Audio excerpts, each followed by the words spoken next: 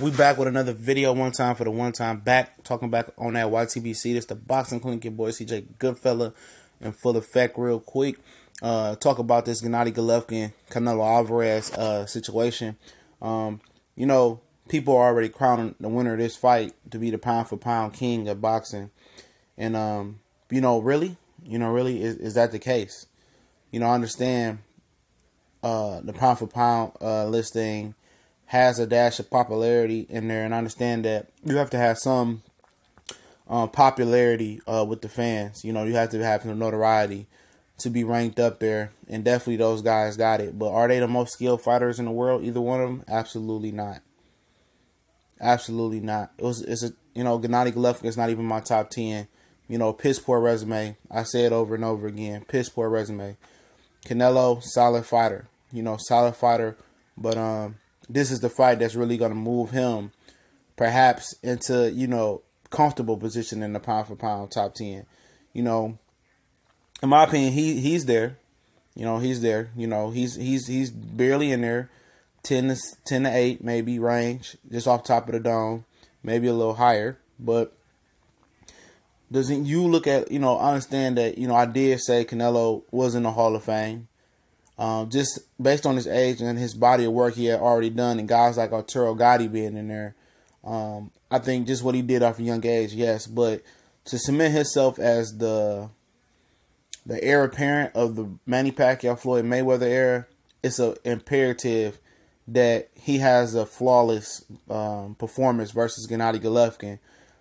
Just to cannonball him in that top 5, and if the performance is very impressive for Canelo Alvarez, I think the popularity, if the fight does very well, catapults him to number 1. It's a real possibility.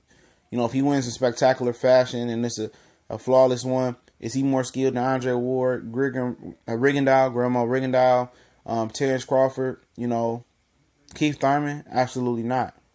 However you want to slice the cake, I don't think he's more skilled than them. But once you add that he is a top 5 skill fighter if he does that versus Gennady Golovkin, and his popularity is just going to shoot through the roof, then I think he's going to be the face of boxing. The real face of boxing, legit. Golovkin is one of the first true, 50-50 fights of his career, to be honest. Where people be like, all right, it's 50-50.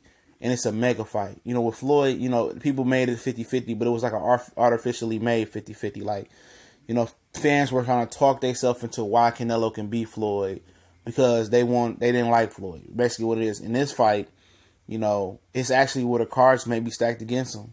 Most fans want to see him go down. Most fans think Triple G is the real deal Holyfield. Most people think that, what he did to David Lemieux, Curtis Stevens, Matthew Macklin, Daniel Gill, Marco Antonio Rubio, Gabriel Rosado, Prosca, the list goes on. Dominic Wade, Willie Monroe, they think that's iconic wins. They think that's doing something. But at the end of the day, it's absolutely doing nothing. You fought a whole bunch of average fighters at best. You didn't beat anybody that was spectacular with any versatility. You fought Kell Brook, you had chick in your armor. You said it was a blip, but then Daniel Jacobs, a guy, who people want to hold in high regards now, who was saying he was going to get knocked out, including myself, in like the 5th, 6th, 7th round, or a little late in the fight, about the 8th round, I think I said. A lot of guys said it. My boy Big Cool, I think, had him get knocked out in the 8th round as well. He overachieved versus Triple G, in most people's eyes. But as a matter of fact, that was Triple G's biggest step up. A guy who's coming off cancer, whose body's probably not the strongest it was before cancer. Before cancer, when he was at full strength, got knocked out by Demetrius Pirog, got knocked down by Sergio Mora, and, Triple G couldn't get him out of there. He couldn't get him out of there. He knocked him down, but, arguably to a lot of people, Daniel Jacobs won that fight, including myself. I thought he won by a point, but I'm not screaming robbery. But this is the guy who people put in their top 10 pound for pound list, who's never fought anybody that's really could be ranked in the top 20 pound for pound list, the mythical list. They said, oh, he cleaned out his division. Okay. Who's in your division, though? It's weak divisions in boxing. The middleweight been weak for a long ass time. Since Kelly Pavlik won it from Jermaine Taylor, it's been weak. Sergio Martinez he had to scrape the surface to find a formidable foe. So for Triple G, in most people's eyes, this is the career defining fight. This is his climax fight for him to really be, to be pound for pound king, And if he looks exciting, he beats Canelo. Is he the most skilled fighter in the world? Absolutely not. But if it's that mega crossover fight, like I said, for Canelo, it puts him up there as probably the pound for pound #1 on everybody's list. And I don't think it will be an overreaction because it's a mega fight. If the numbers do well, if they sell the fight right, promote the fight, it's over 1.5 million, and Golovkin, does a number on Canelo and, grinds the cinnamon down into the cinnamon grains and dust, then pound for pound king he must. He showed his merit on the biggest stage. I can't deny him that no more. A big fight, he showed up.